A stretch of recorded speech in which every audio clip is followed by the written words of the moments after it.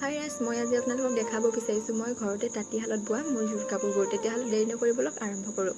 আৰু এইযোৰ হ'ল মোৰ অন্যতম প্ৰিয় মেখেলা চাদৰ, হালধীয়া কালাৰৰ। আৰু ইয়াতে মই মিচিং ডিজাইনৰ ফুল বাচিছিলোঁ নিজৰ ষ্টাইলত। আৰু ইয়াতে চকলেট, কলপতীয়া আৰু ক'লা কালাৰ, এনেকৈ কেইটামান কালাৰ মিলাই মই মিচিং ডিজাইনত ফুল বাচিছিলোঁ।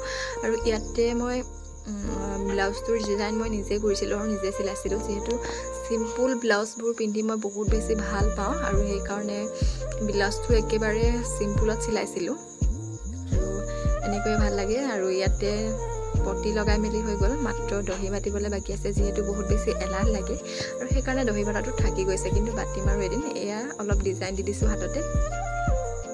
আৰু এইফালে হ'ল মোৰ কলপতীয়া মেখেলা চাদৰ, অন্য এযোৰ প্ৰিয় মেখেলা চাদৰ। ইয়াতে মিচিং ডিজাইনো নহয়, এইটো ফুল বাচি দিছোঁ মাজত আৰু পটি আছে। ইয়াতে পটিও লগালোঁ। জানেই নহয় মোৰ চিম্পুল ব্লাউজ বহুত বেছি প্ৰিয় হয় আৰু সেইকাৰণে মই ব্লাউজটো চিম্পুলভাৱে চিলালোঁ, পটিও লগালোঁ। ইয়াতো দহি বাতিবলৈ বাকী আছে, কিন্তু প্ৰায় পিন্ধিব পৰা হৈ আছে।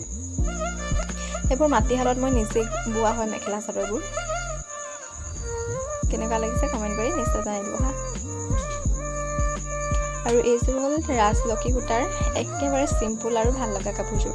আৰু এইযোৰ পিন্ধিবলৈ ইমানেই আৰাম নহয়, কথাৰে মানে বুজাব নোৱাৰি।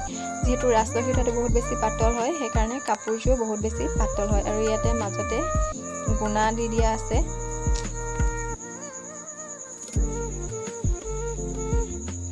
আৰু এইফালে আহিলে ব্লু কালাৰ, এইটোৰ ফুলৰ ডিজাইন সম্পূৰ্ণ মোৰ নিজা হয়।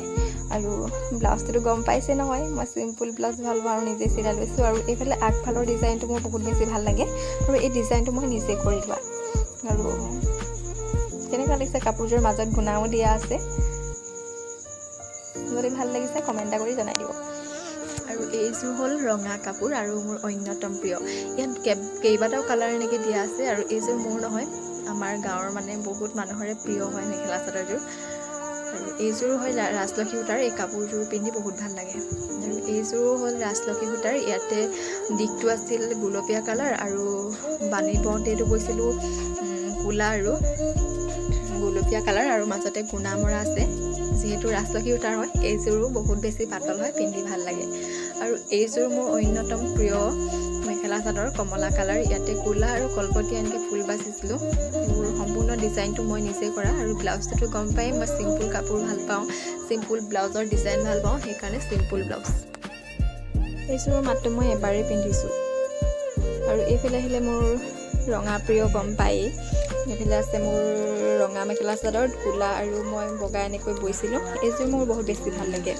আৰু বহুত আছে, আপোনালোকক দেখাব নোৱাৰিলোঁ। আৰু এইখন হ'ল গামোচা, মুগাৰ হয়। এখন মই নিজে বৈছিলোঁ ঘৰতে।